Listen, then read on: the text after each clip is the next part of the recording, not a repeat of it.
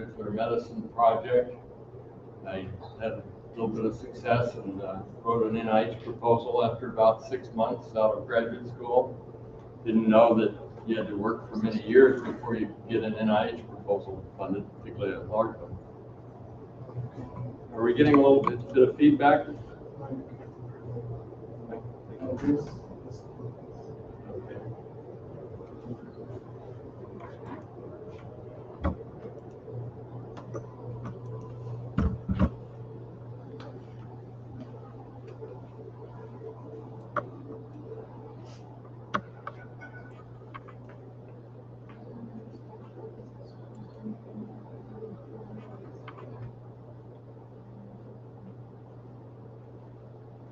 All right. Does it help? Can you hear me well without the mic? I can try that. I would like to get rid of those subtitles. And you need to click on the bottom left there. See on the right, CC. There we go. Okay. So, my wife and I have enjoyed being in your wonderful country. We spent this weekend in at Iguazu Falls and at the bird sanctuary, where they had a number of species that were endangered. There were 1 or 2 species where the only members of those species were in that sanctuary.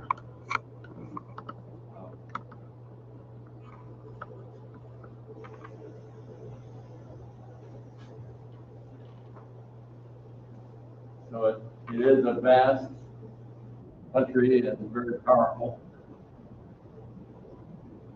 This was obviously you've been having a lot of rains in this part of Brazil recently. The hospitals were really impressive. Many videos, different views of it. This is from the not the Brazilian side, the Argentine side, I think. So I'm going to be talking about a lot of different topics, and so I would encourage you just to ask questions now. If we don't get to it all, that's fine. But I'm going to be talking about a lot of different topics fairly lightly, just to let you know some of the things that are going on that are relevant to a lot of work that's going on here. Because in ultrasound, there's a lot of the same stuff going on around the world. Ultrasonic transmission tomography, I got started in that around 1976 or 78. Shortly after X-ray CT came out, and we built a radiation therapy simulator with a big cobalt-60 radiation source on a big framework, and down below we had a sodium iodide detector. Moved it back and forth and rotated the frame around, and you've got an image of a human body-sized object using the type of radiation they use for radiation therapy. So it was a simulator. But I said, why not? Should we try this with ultrasound? And my advisor said, sure, try it. And that was Bill Hindi.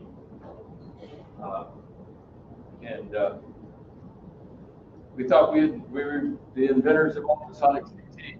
And I got to a meeting at the results that I was going to show, and turned out that Jim Greenleaf at the Mayo Clinic had been doing it for about a year, and had presented it in a couple of proceedings articles by that point.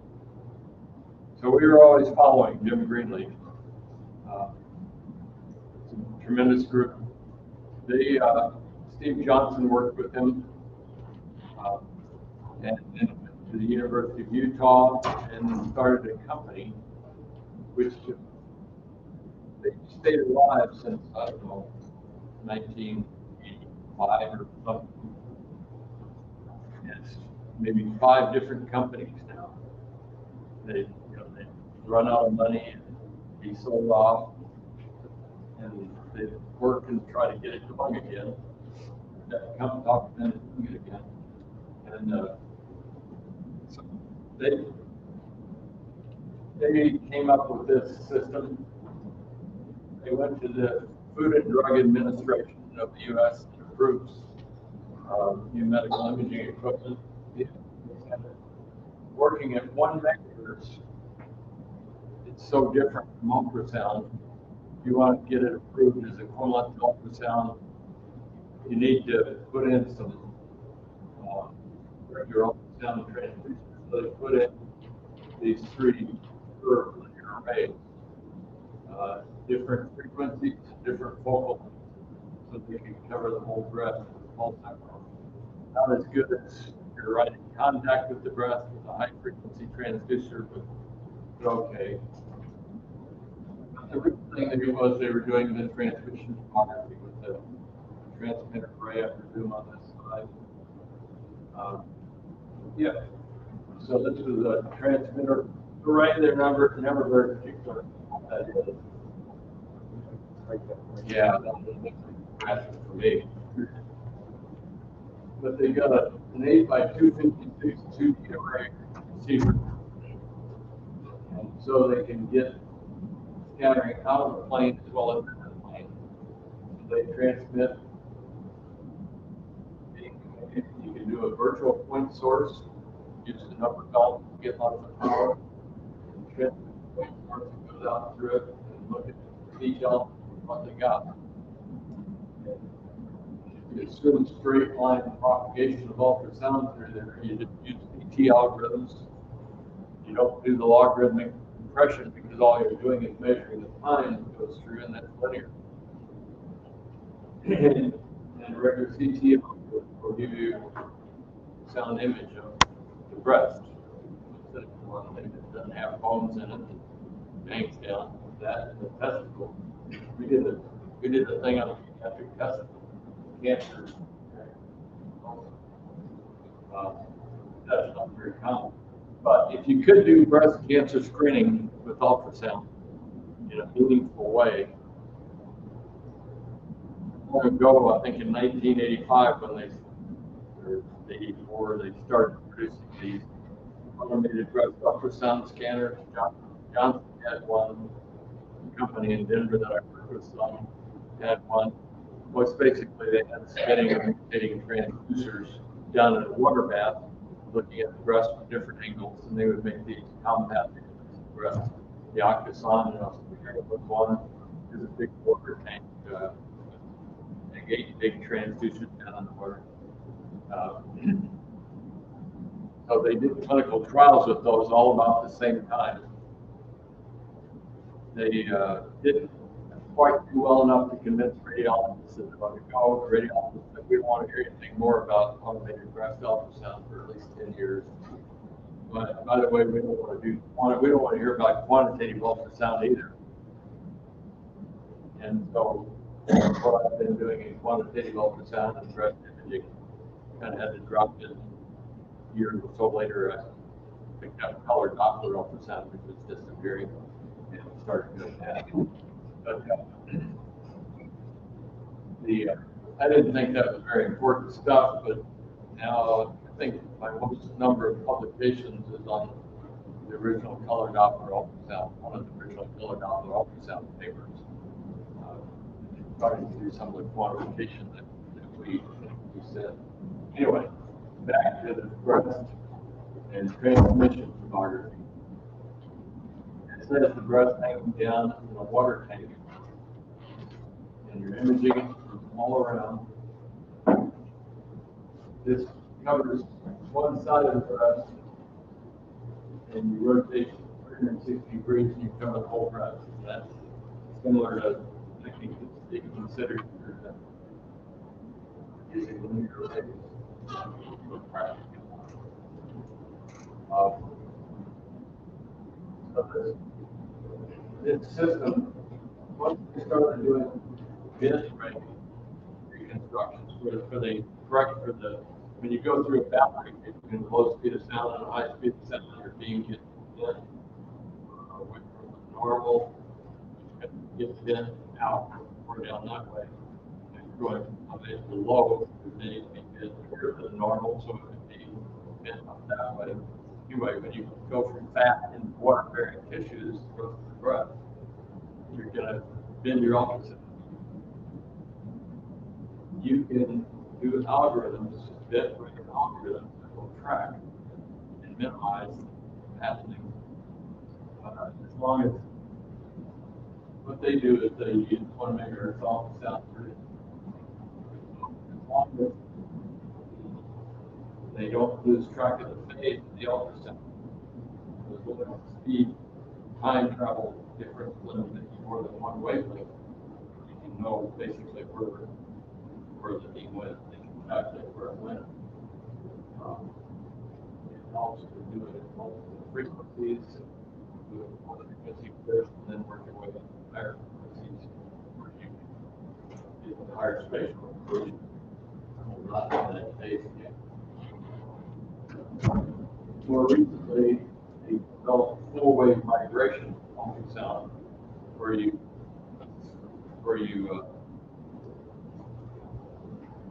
look at all your received RF data, transmitted data, and you compare that with a singulated muscle breath.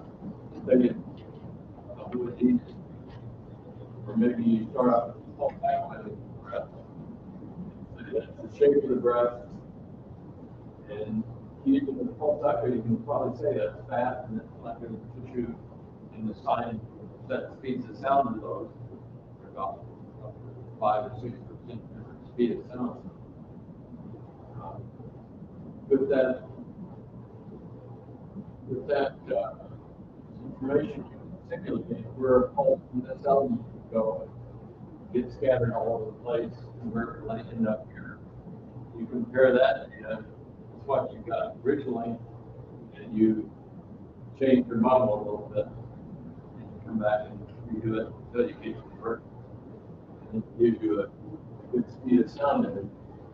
If you've got a 2D array here, you can correct for bending out of the image plane as well. You do 3D image reconstruction. If you're doing this rotation, you're getting an image of that plane or a couple of planes, they move it down and do more, and you can incorporate all that information and actually get a 3D image of the breath. If you're just doing with just have a linear array here, or a ring array with a single element all the way around. If the beam gets bent out, if I've got a spherical cancer and the beam gets here, it gets bent out of the image plane, it's not going to make a very good image at the bottom of that lesion. And so when you go to 3D, you get more complete information about the block. And they've done that. The other competitor commercially is the Alpha ultrasound system, which was developed at Wayne State University in Detroit by Ed Durick and his colleagues. I worked with them some through the years. They have a nice ring array and done them very well, except they don't have the 3D information. When they step the ring array down through the breath, as long as the breast doesn't move, you can do some 3D corrections and improve the images.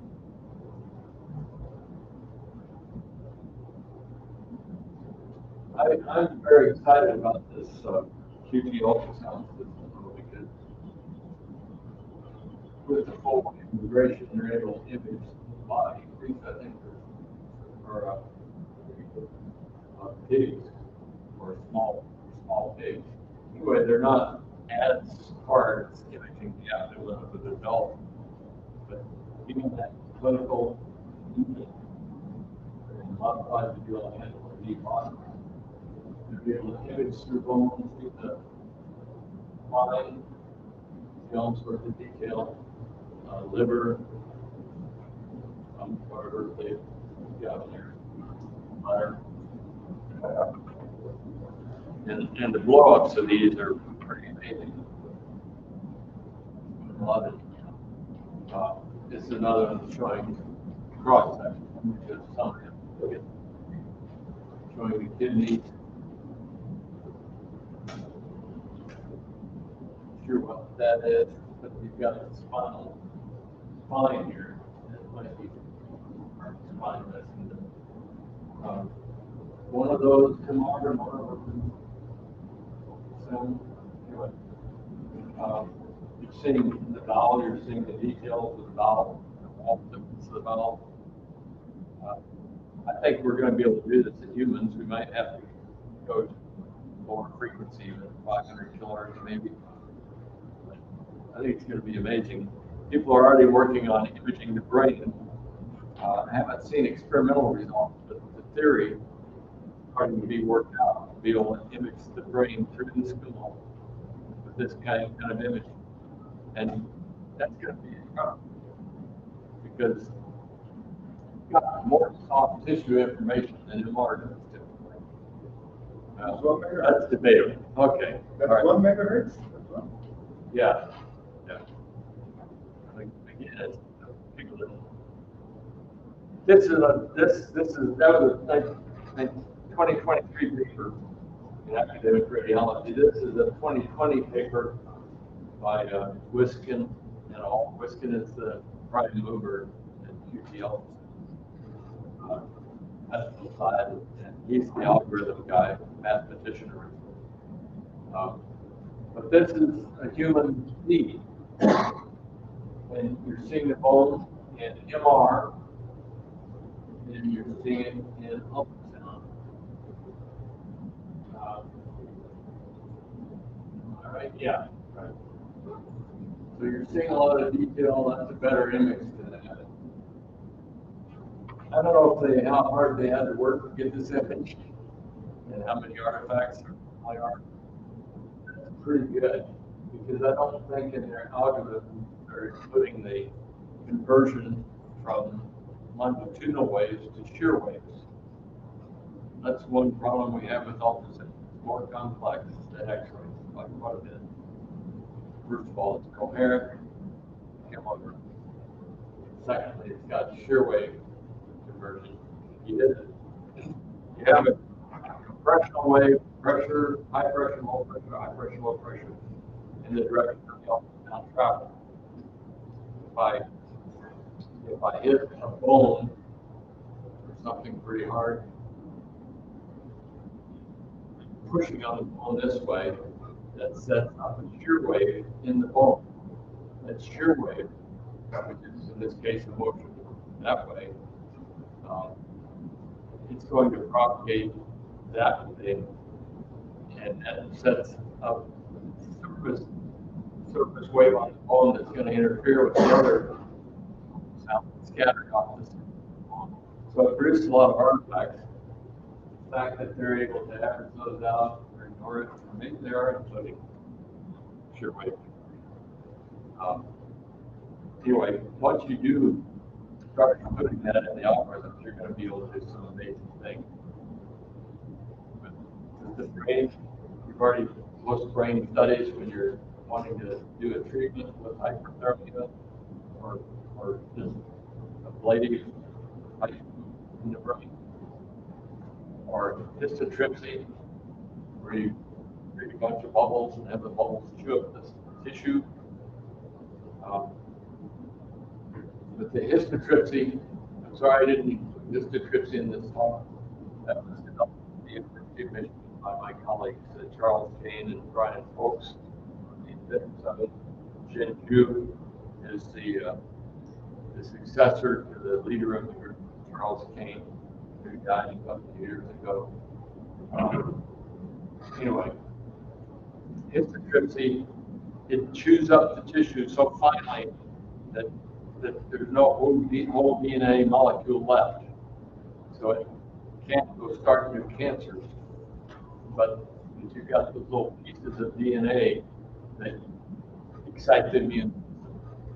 So they started out by treating the tumor in one hip with a mouse and looking at the growth of the tumor in the other side, and the growth in the tumor in the other side shrank or went away in some of the cases. Uh, so it's a great immune response creator, I think. So anyway, if you have a CT scan, you've got a good map of the skull that you can put in for initial correction of your sound beams to make beams that are high amplitude to do this frequency or imaging. And you can be part of doing CT in most brains that have cancer. But I think the ultrasound itself and given transmission tomography, you're going to have great ultrasound images of the skull and the brain. It's going to be a big change in medical imaging.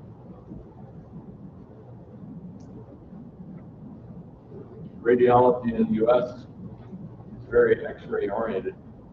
They spent 20 years, at least 20 years, learning how to read mammograms. And it's understandable that they might not want to accept ultrasound to learn another modality and lots of images. But it was shown back in 1985 when they did those clinical trials that in the dense breast, you save more life years, quality life years, doing ultrasound than doing mammography. The Johnson & Johnson study showed that. And I think that's been shown dramatically more recent studies where they can compare MR and ultrasound and mammography. Ultrasound is still not taking off as the screening modality for the dense breast, but it should. And here I think you might have more success in doing that. Ultrasound, fancy ultrasound like this, and like I worked on 2000 up to 2018, doing ultrasound, automated ultrasound in the mammographic geometry. All those techniques for the transmission tomography for ultrasound and the mammographic geometry, it's got to compete with ultrasound, handheld ultrasound, where you can actually scan around by hand with a very high frequency transducer. You find something interesting, you push hard, go down through the fat, flatten out the tissues, the boundaries, and get a really nice image of the tumor. You're never going to be able to do that with ultrasound that's doing the whole 3D image. But with the transmission tomography, given the large aperture, you can get much improved resolution. Otherwise, and some multi-frequency might someday be back to the needs. There we are with MR and ultrasound. You're seeing more detail here in the muscle, the fat vein in the muscle. The ultrasound than you do in the MR. The tendons show up very strong and very echogenic inside it, as well as on the outside of the tendon. This muscle, maybe that's the muscle with more fat. Bones, it's reasonable to tell in both. Although there are a lot of artifacts still.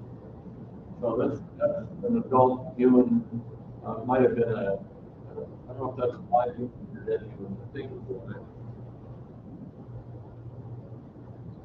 Their volume accuracy, looking at the volume of breast cancer tumors with this system in an earlier paper.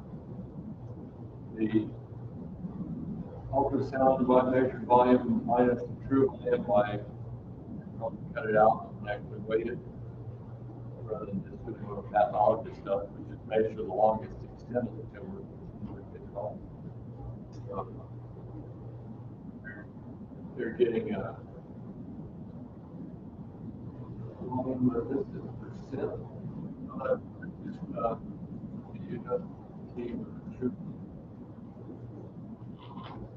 It's got to be percent, I think. Whereas ultrasound, that handheld ultrasound, studying the tumor as a sphere, see you went from 1%, 6%, ultrasound, soothing ellipsoids, where you try to do orthogonal views, I think. Still getting large spread.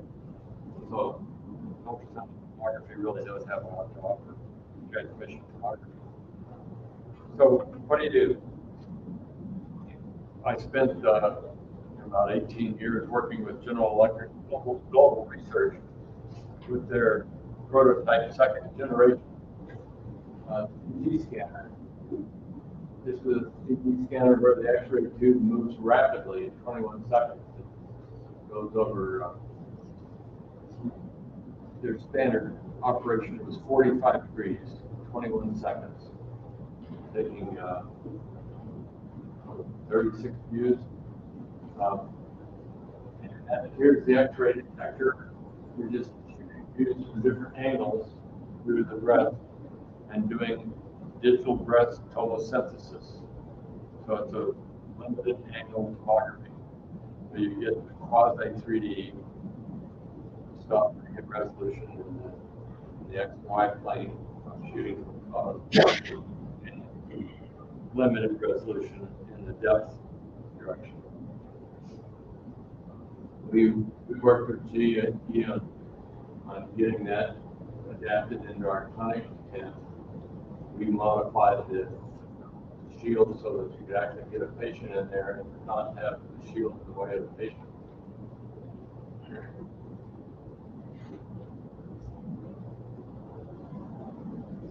And GE also built this ultrasound scanner for us to our specifications with a very high transmission plastic compression plate. Through the years, we went through different ways of trying to couple the breast and ended up with a polyester mesh that's tightly stretched. So it can still compress the breast, but let the gel, the ultrasonic gel, come through the breast. When you're imaging breast from only one side, like all the computer systems that have been developed in the world, SIIM and Philips and a group in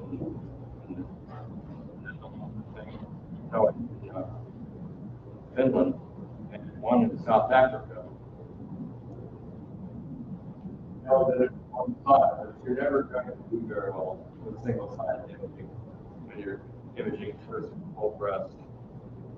When I image this, when you use for ultrasound with the woman lying flat on her back, you're imaging through the skin, some fat, and the glandular tissue. When you compress it like this, you've got two layers of glandular tissue, and maybe some fat in between, so you've got a lot more practical surface. It's hard to get. So we got another big grant, BE,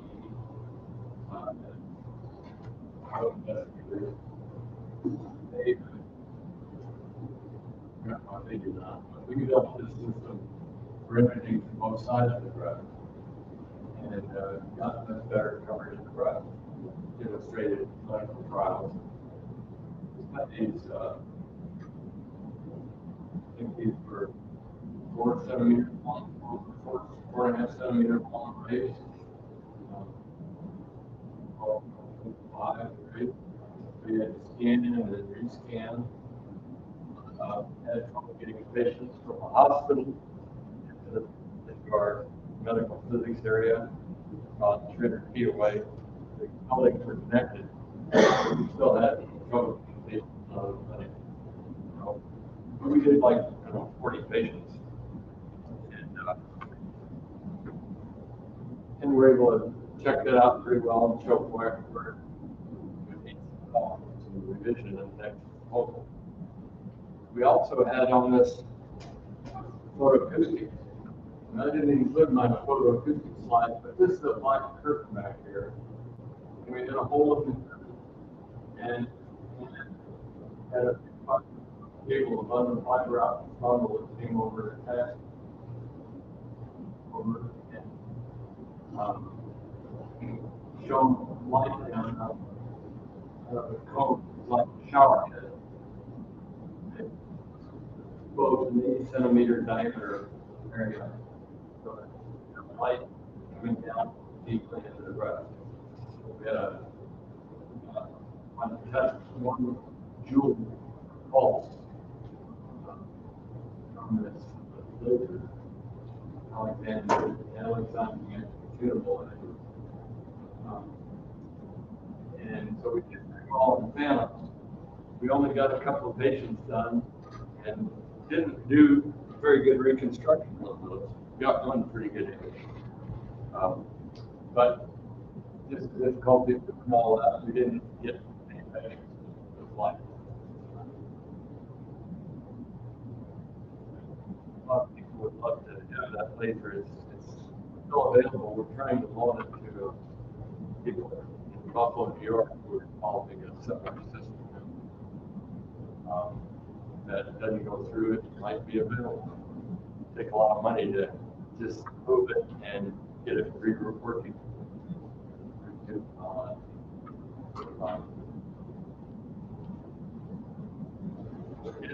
After that, we got the NVIDIA ABUS, automated breast ultrasound system that GE has developed. It has a 15-centimeter long curve. It normally operates in this scan head supine woman. Press down, press, and then scans over. They were using a measurement what they developed. And they sold quite a fair number of those, but it wasn't really successful. And I understand they just sold that whole operation. I don't know much that.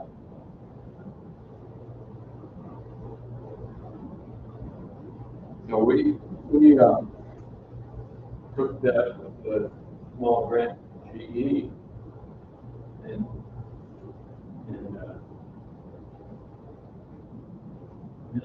now at GE in this lower folder, and it scans the chest out. And this gave us pretty good coverage, but it was only single-sided. And it has some obvious limitations, but it produced pretty nice images. In our last grant proposal, we proposed modifications to this that would let you cover the whole breast and do really well. Let you cover the chest wall, get the axilla, figure out the part of this, and also do well around the nipple, where you're looking straight down and almost parallel to the breast. You got sound coming down like this. At some point, you're going to lose the signal. The sound's going to bounce off and go out of the breast. And so we going to get a transducer at that point. We also figured that we could have a paddle like this between the breast and the X-ray detector. Make the X-ray transducer, the ultrasound transducer, just be 2 centimeters tall. Make everything real thin.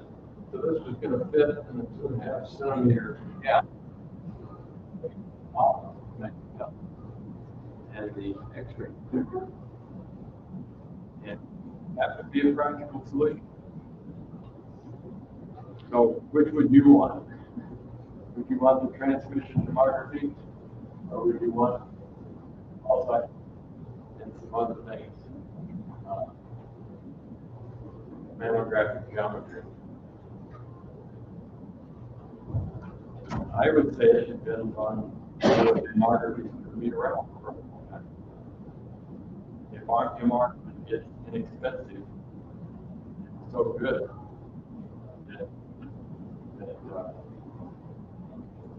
that you really don't need anything else, then I would say make ultrasound transmission tomography geometry the same geometry as the MR system.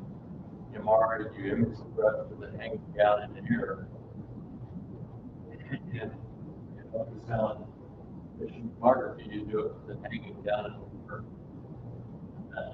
Slight buoyancy. It's not the best thing subsequent. You can't do image-based registration like we've been talking about the last few days. Software.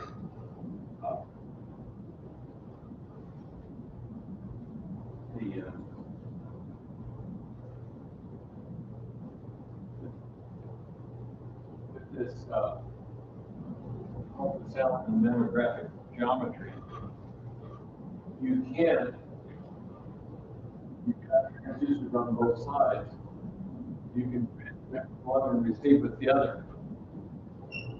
So you can do speed of sounding, attenuation, and density, physical density. And don't miss the stiffness condition out of that data. Not using shear waves, which you could, and you could do Doppler or other things. You could add photo.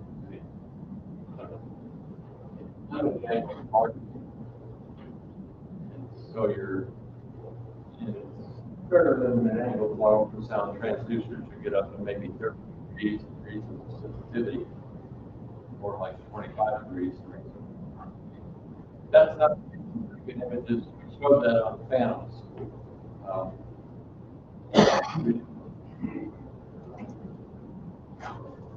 We did a breast specimen. We got pretty good images of it with the limited angle tomography. So there's a lot of work that can be done there. And the world's just waiting. When GE was working with us on the time we were working on the two-sided imaging, they got another grant. They included us and Stanford on it. Stanford made CMUT arrays for them, and they made big CMUT. Well, they made some pretty big CMUT arrays, maybe that big. But the idea they were going to make one that was the size of the mammographic palette, 22, 24 centimeters by 18 centimeters, with all these little tiny CMUT arrays on them, and with integrated electronics on it. Stanford was able to make those, but they couldn't make them with enough reliability and consistency to make a big paddle and expect it to look good. And they ran out of money, so that kind of stopped. But that was 2016. So there's still plenty of future. But if we start making 2D arrays efficiently with electronics built right on them, so you can get an RF channel for every relevant element that's small enough to be pretty omnidirectional.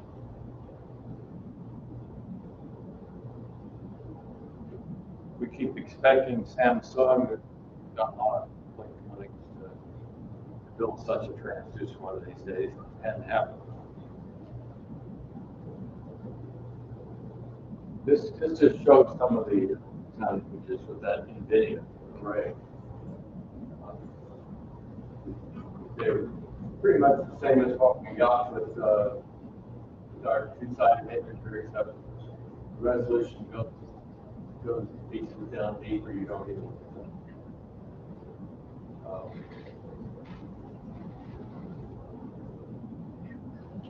These are C scans.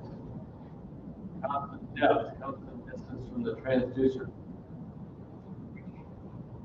You think wouldn't be that interesting if you don't have as much elevation resolution. Slice thickness is not as good as the lateral resolution in the image plane, and certainly not as good as the axial resolution. Here, the bigger resolution is in the slice thickness. You don't see it. You got the poor elevational resolution, but it's a magic stick.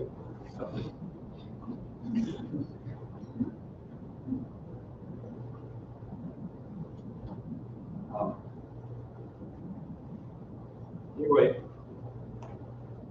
cancer with its invasive fibers going out in all directions. If I'm doing pulse electro imaging, I'm not going to see those fibers very well that are shooting up, but the ones that are shooting out this way, well, if I'm only looking at one plane, I'm not going to catch very many of them. But if I look at them in this plane, perpendicular to the boundaries of those, and I see a lot of them. So some people are this plane. Just for the cancer, I think. We can see the fibers moving out. So what that might have also been another tumor. You can see that with a handheld ultrasound scanner, we can get results in the days when high frequency was like 12 to 14 megahertz. And now imaging higher looks. See a lot of detail, and you're getting with that. Other ultrasound techniques. There's a cancer. You're seeing the fibrils coming out of it. Inculation, we call it. This was pretty obvious cancer, but it's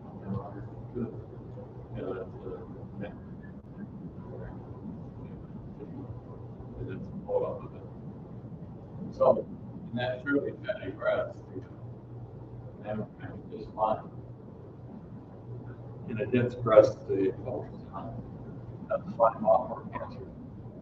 Mammography, in the big trials that they did, I don't know, 5 or so years ago, the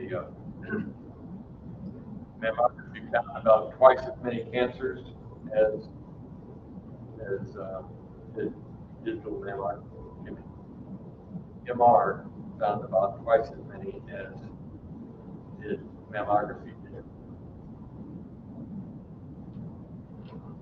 Sound found about 1. The MR was using gadolinium contrast. I would expect to do better with the contrast.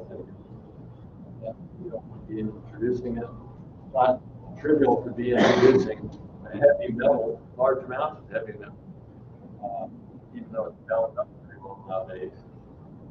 You're still getting some of it deposited throughout the body. I don't think you want to do that every year. And so radiologists are all excited now about doing contrast mammography. So they're doing iodinated contrast. That's like 50 to 100 cc's pushed at high pressure to get a high contrast in small breast vessels. And that's not great either, I don't think, over the long term. I would think that you might develop some autoimmune response to the contrast in the long term. How are we doing? Are we close to 40 minutes, 45 minutes? Okay. Yeah. Do you want to ask any questions at this point?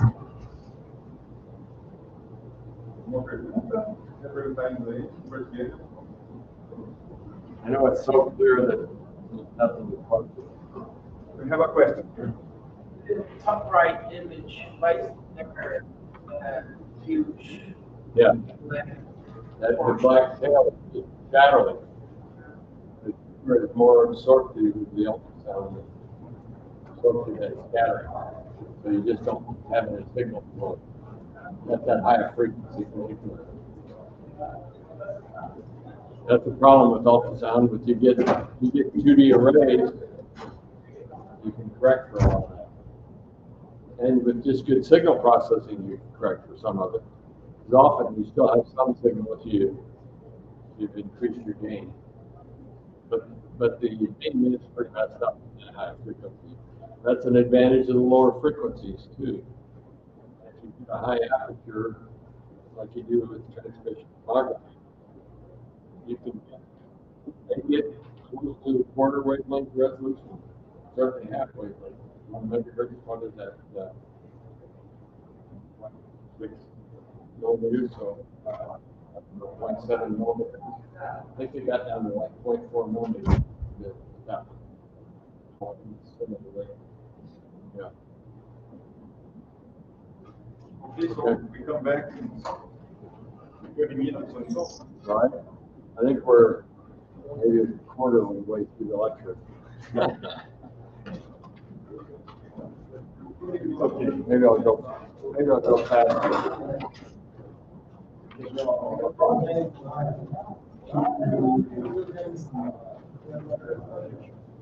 Yeah, I might have to drop.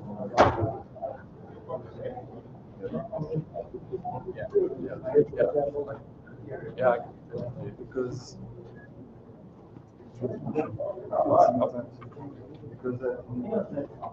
it didn't work. Put here. Yeah. Okay. Oh, okay. I've got a very early thank you on the zip drive. There are two files that are from here. We can look and get to the second.